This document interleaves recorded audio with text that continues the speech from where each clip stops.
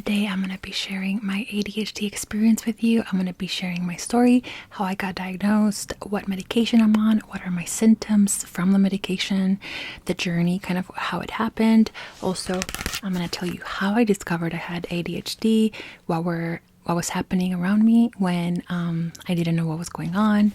And then I'm going to show you also, as I talk to you, some of my cool gadgets and toys and ADHD little knickknacks that I have so that I keep focused, that I make myself accountable for my tasks, and that have helped me in my journey with living with ADHD. So I hope you enjoy it, and thank you in advance for your time. So I'm just gonna be using this little ball while I talk to you, because I use this as like a fidget toy, so that I can just focus on what I'm saying and I don't focus on like whatever I have around me, which is a lot.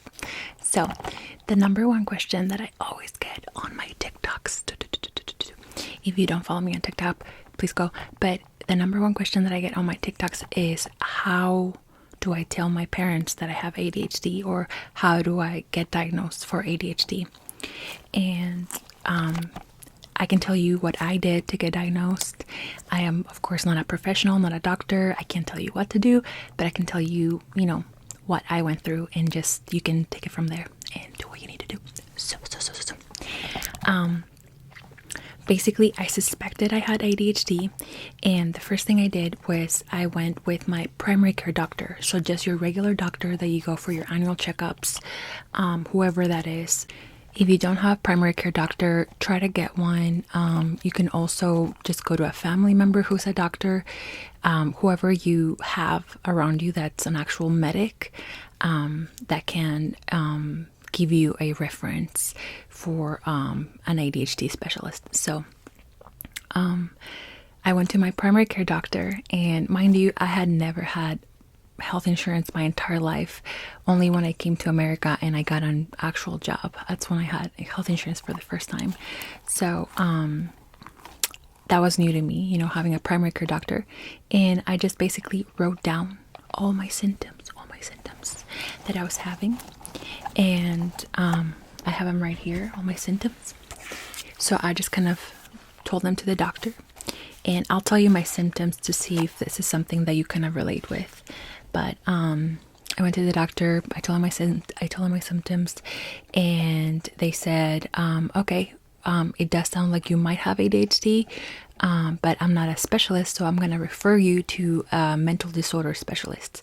So the clinic that they referred me to, they deal with all sorts of mental disorders such as autism, ADHD, anxiety, depression, so on and so forth.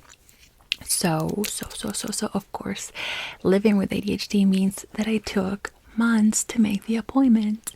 And I mean months. I'm not even exaggerating. So, when I finally decided to make the appointment and call and be like, okay, let's figure this out, I made the appointment, and it was so easy because they did appointments via Zoom. So, on my house, like I was able to talk to the professional through my computer. And when I talked to them, they were like, okay, well, what brings you in today? What's going on? And I was like, well, I suspect that I have ADHD, but I'm not sure. And they were like, okay, well, can you tell me why you suspect? And I was like, yes, let me tell you why I suspect. Here are a few of the things that I told the doctor about that I was experiencing. And you let me know if this is something that you relate to. So I leave the stove on pretty often. I leave water boiling pretty often. Like I'll put the water boiling and then I'll do something else, and I completely forget that it's on. My hair straightener, the iron, like the clothing iron, I have to like really make a mental note, like, okay, you turned it off, because I don't remember if I turned it off or not. I kept hurting myself with furniture that's been in the house for months, years. I have bruises all over my thighs and legs from like bumping into tables, chairs, things that have been there forever. I've lost extremely important things that are valuable to me, personal things, sentimental things, important documents. Don't even get me started. Basically, I would just take something that's very important and be like, this is very important, So I'm gonna put it right here so that I remember, and it's very important. And I would completely forget where it is. And I would be like, how can I have no recollection of where I put it. I have no recollection. So that kept happening over and over and over, to the point that I was like, do I have Alzheimer's? Do I have like dementia or something? Which my ADHD doctor was like, no, you don't. You're too young for that. I hear voices in my head, and not like stranger voices. It's my voice saying things that I have to do, that I should be doing, or that I want to do, all the time. And there's music in my head. So in my head, there's like the radio playing. And I'm like, I haven't done this. I haven't done that. You should do this. It's time for this. You haven't called this person. You haven't done da da da da da. So that would happen quite often for me. And I felt like I had no peace, if that makes sense. I was just exhausted always. And sometimes in order for me to fall asleep, I have to pretend to shut off the radio of my head, or whatever, music is playing in my head at that time. I leave unfinished tasks all over the house. If I start folding and I remember that this goes in the, laundry room, I go to the laundry room and I remember we don't have Tide, detergent. So I go on my phone and I go to buy the Tide detergent.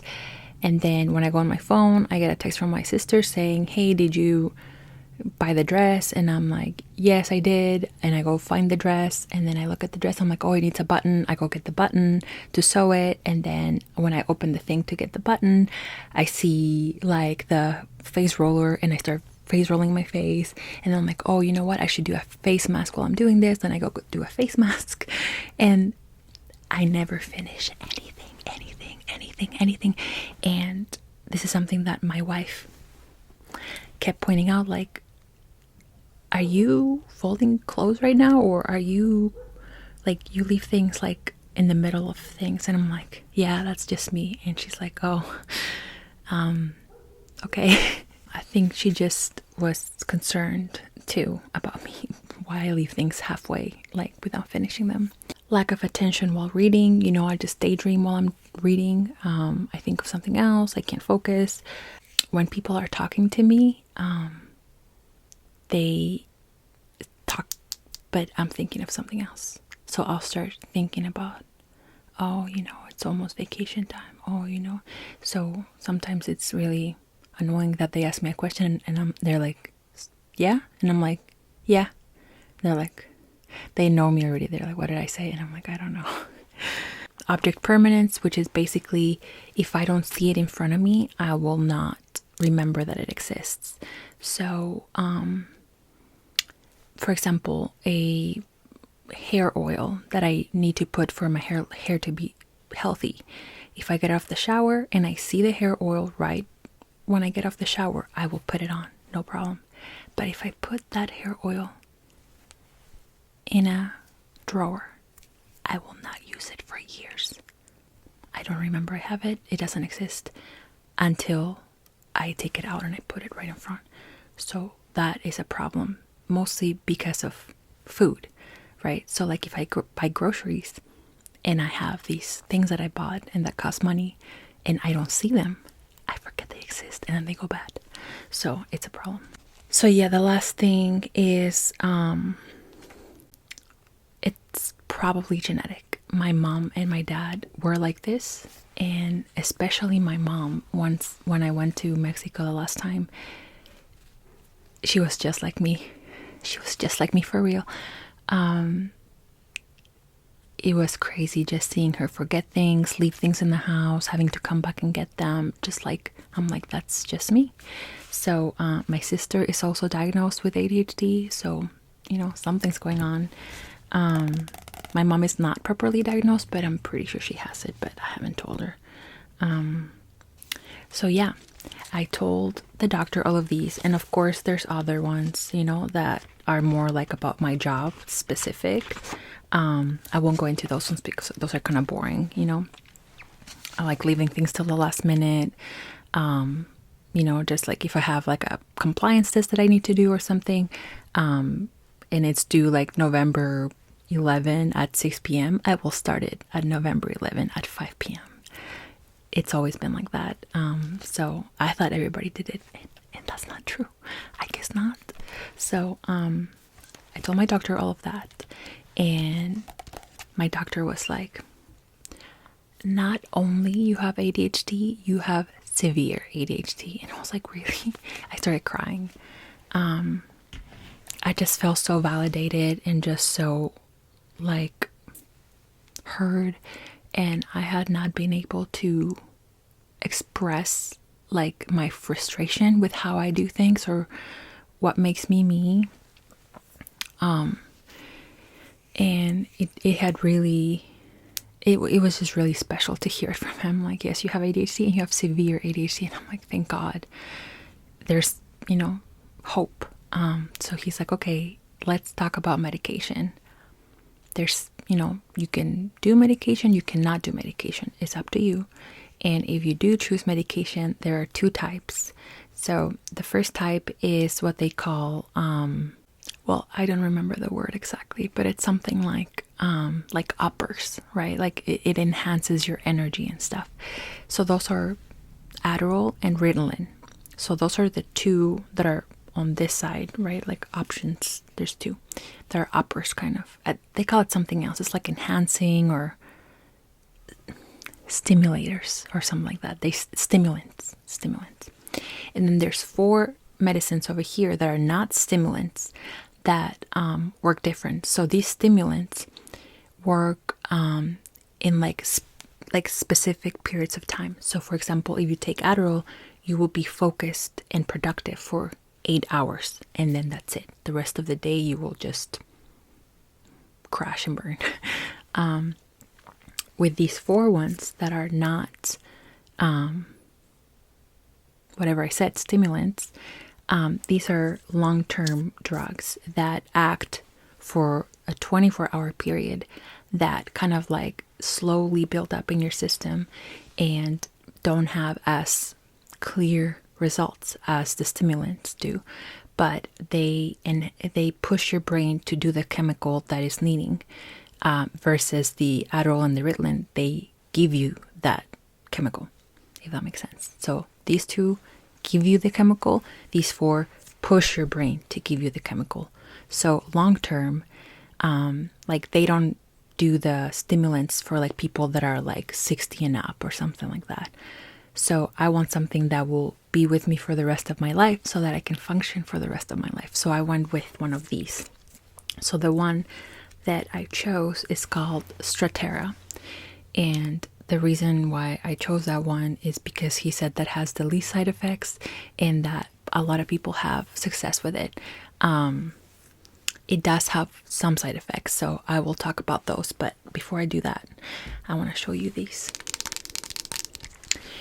little toys that I do sometimes when I just want to focus on something for a period of time. And I just love seeing like all the dots go down and like move the wheels. I think they're just so cute. So cute. And I have it also in blue. So I love watching these. I'll just keep this one around. So the side effects that I've had on the Strattera are the main one that I've had is insomnia. So I will wake up at like 2 in the morning, 3 in the morning, and I'm like, oh, I still have to sleep more hours, like, and I love sleeping. So I've been waking up at like 6:30 in the morning, which is not like me. So that's a side effect. And then the other side effect that I've had is loss of appetite a little bit, because I've been kind of queasy and like just kind of nauseous with the medication. I just haven't been feeling super hungry. Like I still get, my stomach gets hungry, if that makes sense, but my mind and my mouth, like I just feel like queasy here, so I don't want anything. or I will want only like yogurt or like a smoothie or like just something sweet and cold like ice cream. I don't know if that makes sense for anybody else, but that's kind of what I've been experiencing. Like, I don't feel like food. I don't feel like eating like a big salad with things, or I don't feel like feeling like a, rice and beans and anything like that. I just want something small and quick and just something that gives me nutrition. So that's where I am right now. The other thing that I've experienced is dry mouth, which is really unfortunate because I hate the feeling of dry mouth. But for example, I'll be laying down and then I'll feel like my mouth is like a desert, and it never feels like that. So I'm always having to drink water, like more water than usual. That's annoying. And then the last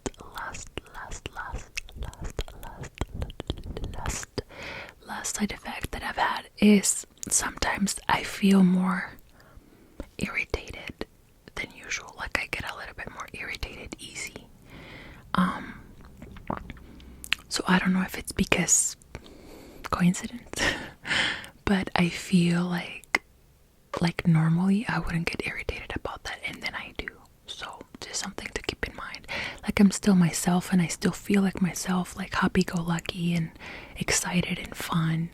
But for example, if the other day I couldn't figure out on Word, like Microsoft Word, I couldn't figure out how to do something and I just lost it. I was like, where is this tool? Like, I couldn't do it. And I was just very upset, and I'm like, that's not like me. So I don't know, something to consider, I guess. Now I'm gonna tell you what has been helping me with my ADHD, so things that have made my life a little bit easier. So the first thing that I want to show you is this clock that I bought on Amazon, unfortunately, but I'm pretty sure you can buy it somewhere else maybe. It's called like ADHD clock. So basically, when you're having ADHD, sometimes you need to focus for a specific amount of time to complete a task that is very important and not get distracted. Don't grab your phone. Don't, go out and do something else. So when I have a deadline for work, or when I have like a presentation that I need to finish or something like that, I will just put myself like either like half an hour or like 25 minutes of pure work, and this will just go like this. And it's nice because visually I can see like how much longer do I have, so I can hurry up, or how long do I have. So I really love this, especially because it has, this I turned it off, but it has a timer little thing. So when it's done and the timer goes off, I think it's like a really nice hit of dopamine that I completed my task, and now I can relax and like have a little break. So I showed you my fidget ball, but also sometimes this is not enough, so I need a bigger fidget ball, and this one has shaving cream inside. So whenever I'm just like in a boring meeting or in like something that I don't want to do, I will bring out my fun big ball, and that kind of gives me the dopamine that I need to complete the task that I need to do. So I will be just listening or doing whatever I need to do and just having fun with this ball while I do it. So something that has helped me a lot is realizing that I have a sensory disorder of sorts. I hate touching like wet, gross things, or like anything damp, anything moist, anything like doing the dishes. Like, doing the dishes is the worst thing for me. But my wife doesn't like doing dishes either, and I love her so much that I do the dishes. So I've come up with ways on how to do the dishes that work for me.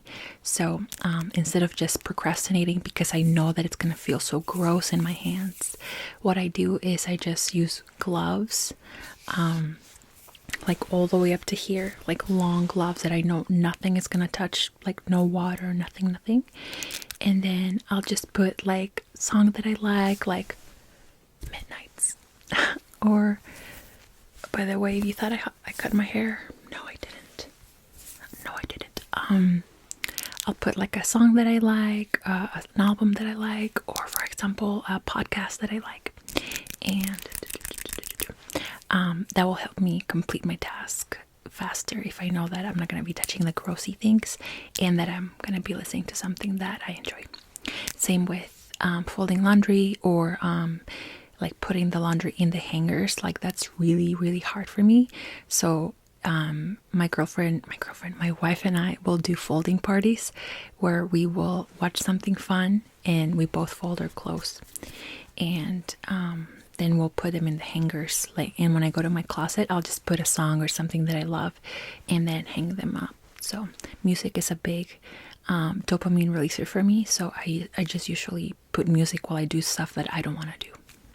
Having my work desk full of things that I need often makes me not lose track of where things are. For example, I need to do calculations a lot, so I have a calculator right in front of me always so that I don't have to go find the calculator or go on my computer and look for a calculator because that will distract me. So when you turn it on,